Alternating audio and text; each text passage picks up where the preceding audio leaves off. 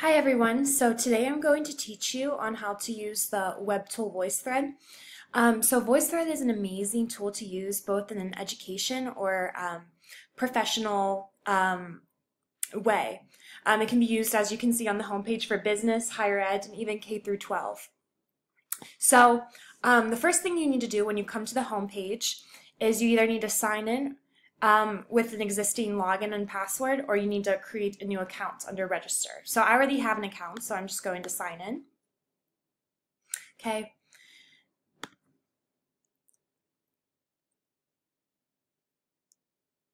And so this is what the VoiceThread homepage looks like when you open it up. So as you can see, because I'm enrolled in several courses and I'm part of several groups, I have a list right here. And when I click on it, it takes me to the presentations that I need to access that were maybe created by others in my class and myself. It might be blank if you're just getting started out. So what you need to do in order to create a new VoiceThread is you need to go to the Create button. Okay. So this is the first thing you're going to see when you're ready to create a new presentation. And VoiceThread is great. I've used it before with my fourth graders to create a flipped classroom, an asynchronous lesson. So what happens is that the students can access the lesson from home and are able to follow along with me.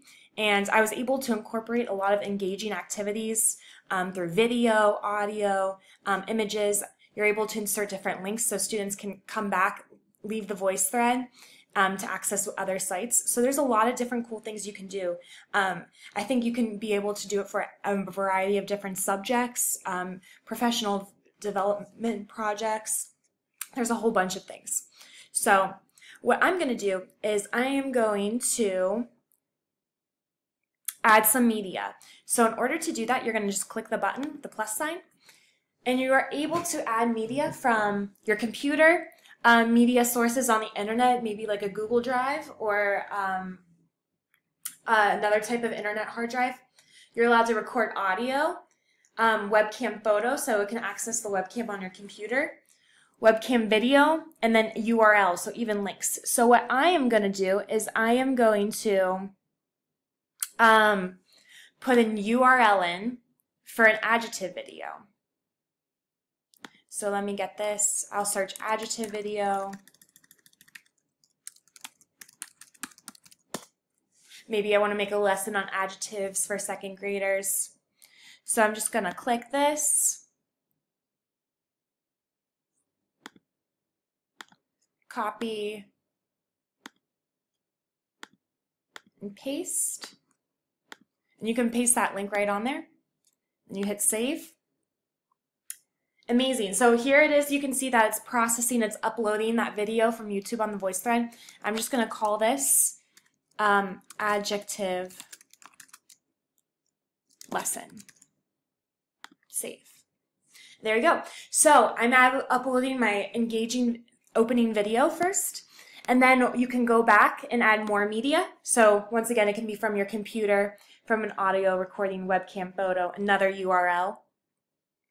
And so you can create a whole lesson by doing this. And then in order to make it your own and add directions to it, you can hit the comment button. So we have to add the media as the first thing you do. Then you can comment on it. So what happens when we hit the comment button, it'll start uploading.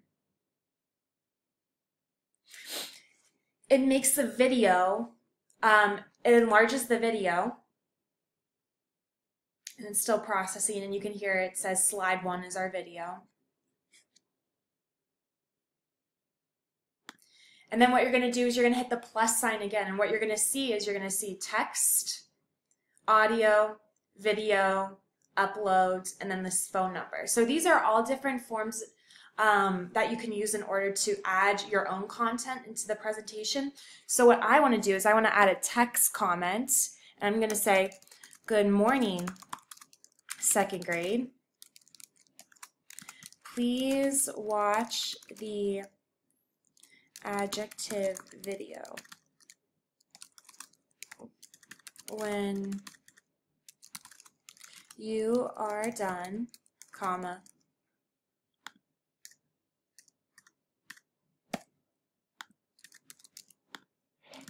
Please move to the next slide.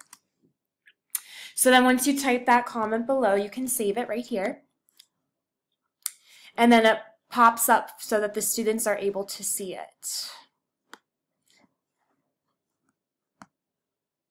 Right here. So if you click on it, the students are able to see the comment, and then they're able to click on the video in order to watch. I love spring! So that's basically the gist of how to add media in your own comments into the presentation. When you're done with the lesson, in order to publish it, you hit the share button. So once you hit the share button, you can select the different groups that you would like to see it.